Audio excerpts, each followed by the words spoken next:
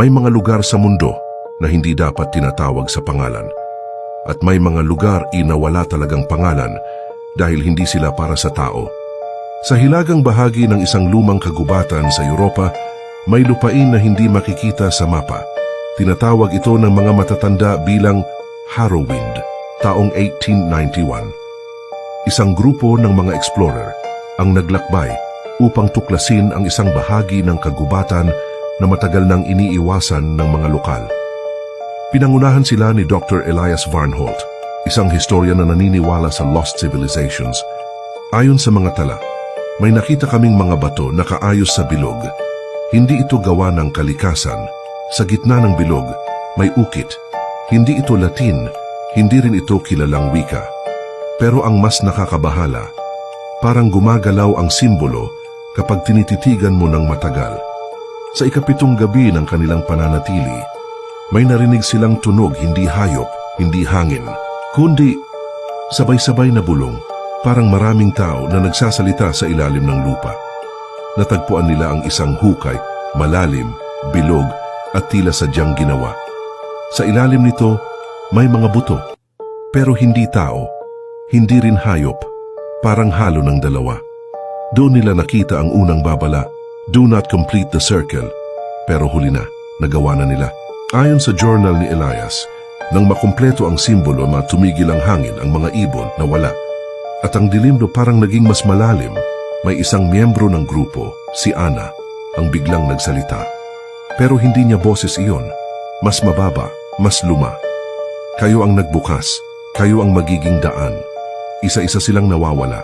Hindi tumatakas, hindi lumalaban. Parang tinatawag sila. Isang tao lang ang nakaligtas, si Thomas Creer. Natagpuan siya makalipas ang 3 linggo, hubad, sugatan at tulala. Paulit-ulit lang niyang sinasabi, hindi sila namatay, ginamit sila. At mas nakakabahala, may marka sa kanyang likod.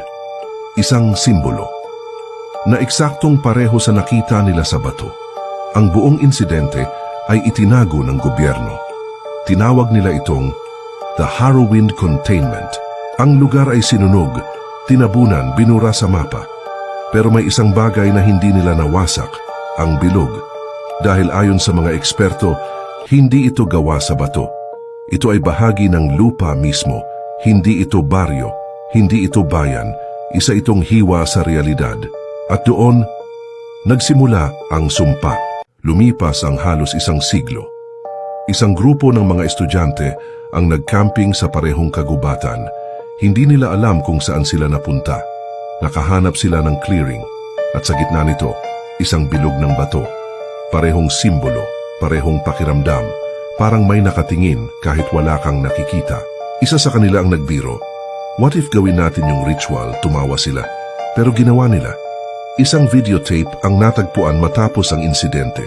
Ito ang huling recording nila. Sa simula, tawa, kwento, saya. Pero habang tumatagal, nagiging tahimik. Hanggang sa marinig, isang boses na hindi galing sa kanila. You remembered, nag-iba ang ilaw, hindi na normal ang anino, at isa sa kanila, tumayo. Hindi siya kumikilos bilang tao. Parang sinusuot siya, hindi lugar ang sumpa, hindi rin ang ritual, kundi ang bagay na naghihintay sa kabilang side. Isang entity na hindi kayang ipaliwanag. Hindi demonyo, hindi multo. Mas matanda pa, mas tahimik, mas gutom. At ang tanging paraan para makapasok ito sa mundo ay sa pamamagitan ng pagkumpleto ng bilog. Lahat ng nakaligtas may marka. At ayon sa mga ulat, ang marka ay gumagalaw. Dahan-dahan, paikot. Parang unti-unting kinukumpleto ang simbolo sa katawan nila. Kapag natapos ito, sila mismo ang magiging ritual. May isang lihim na dokumento na lumabas online noong 2008. Isang scientist ang sumulat, hindi natin sinarado ang Harrowwind. Natutunan lang natin kung paano ito iwasan. Pero may dagdag pa siyang sinabi, the land is remembering, and soon it will call again. Kung sakaling makakita ka ng bilog ng bato, mga simbolong hindi mo maintindihan, isang lugar na sobrang tahimik, huwag kang lalapit, huwag mong gagalawin, at higit sa lahat, huwag mong kumpletuhin. Dahil ang Harrowwind hindi nawawala. Naghihintay lang ito ng susunod na magbubukas. Sa mundong puno ng lihim, may mga pintuan na hindi ginawa para buksan at may mga bagay na hindi dapat makita ng tao.